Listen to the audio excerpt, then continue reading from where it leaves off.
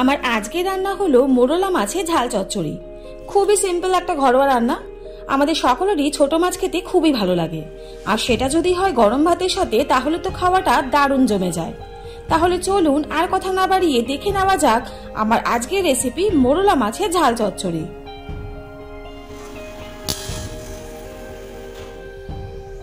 এই রান্নাটা করার জন্য এখানে নিয়ে নিয়েছি 300 গ্রামের মতন মোরলা মাছ, আর মোরলা মাছটাকে কেটে পরিষ্কার করে ধুয়ে নিয়েছি। প্রথমে কড়াইতে প্রায় হাফ কাপের মতন সর্ষের তেল নিয়ে নিলাম, যেটাতে মাছ ভাজা এবং রান্না দুটোই হয়ে যাবে। সর্ষের তেলটা খুব ভালো করে গরম হয়ে গেলে গ্যাসের ফ্লেম লো করে মোরলা মাছটাকে এবার তেলের মধ্যে ছেড়ে দিতে হবে। দিয়ে দিচ্ছি পরিমাণ মতন লবণ এবং হাফ টিস্পুনের মতন হলুদ গুঁড়ো। নুন আর হলুদ দিয়ে গ্যাসের ফ্লেম লো করে মোরলা মাছটাকে প্রায় 4 থেকে 5 মিনিটের মতন ভেজে নিতে হবে। গ্যাসের ফ্লেম মিডিয়াম রেখে মোরলা মাছটাকে খুব হালকা করে ভেজে নিতে হবে।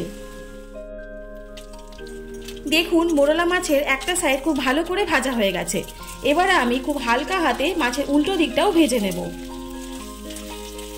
দেখুন মোরলা মাছটা খুব ভালো করে ভাজা হয়ে গেছে।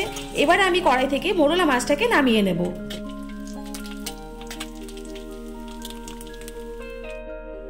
কড়াইতে আরেকটু সর্ষের তেল দিয়ে ভালো করে গরম করে এর মধ্যে দুটো মাঝারি সাইজের পেঁয়াজ কুচি দিয়ে দিলাম। পেঁয়াজ কুচিটা দিয়ে 2 থেকে 3 মিনিট তেলের সাথে আমি হালকা লাল লাল করে ভেজে নেব। দেখুন পেঁয়াজটা হালকা লাল করে ভাজা হয়ে গেছে। এবার এর মধ্যে আমি 7-8টা রসুন কুচি দিয়ে দিলাম। রসুন কুচিটা দিয়ে পেঁয়াজের সাথে আমি আবারও 3 থেকে 4 মিনিট ভালো করে ভেজে নিচ্ছি। আমি এখানে রসুন কুচি ব্যবহার করেছি, আপনারা চাইলে কিন্তু রসুন বাটাও ইউজ করতে পারেন। পেঁয়াজ আর রসুনটা খুব ভালো করে ভাজা ভাজা হয়ে গেলে এর মধ্যে আমি এবারে আলু কুচি দিয়ে দিলাম। আমি এখানে একটা বড় সাইজের আলু কুচি করে রেখেছিলাম, সেটা দিচ্ছি। এবারে দিয়ে দিলাম স্বাদ মতন লবণ, দিয়ে দিচ্ছি 1 টেবিল স্পুনের মতন হলুদ গুঁড়ো, দিয়ে দিলাম 1 টিস্পুন জিরে গুঁড়ো, দিয়ে দিচ্ছি 1 টেবিল স্পুন লাল লঙ্কার গুঁড়ো। এই সবকিছু গুঁড়ো মশলার সাথে আলুটাকে খুব ভালো করে এবার কষিয়ে নিতে হবে।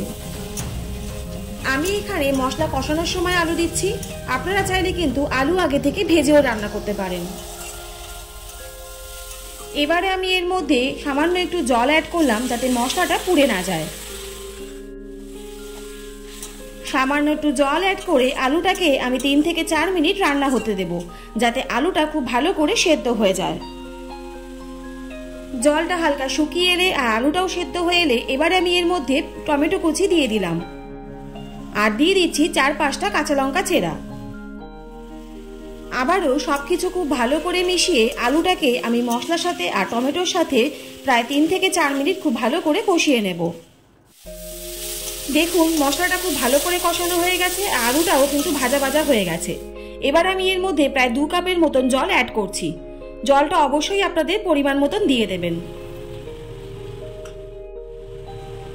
জলটা দিয়ে সবকিছু খুব ভালো করে একবার মিশিয়ে নিয়ে 2 থেকে 3 মিনিটের মতন রান্না হতে দেব। দেখুন জলটাও শুকিয়ে এসছে আর তেলটাও উপর থেকে ছেড়ে গেছে। এবার আমি এর মধ্যে ভেজে রাখা মোরলা মাছগুলো দিয়ে দিলাম।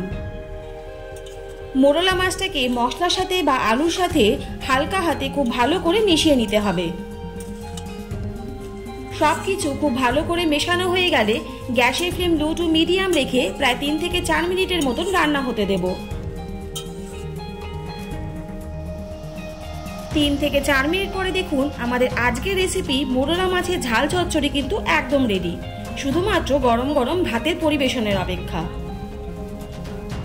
আমাদের আজকের রেসিপিটা আপনাদের কেমন লাগলো অবশ্যই কিন্তু কমেন্ট করে জানাবেন।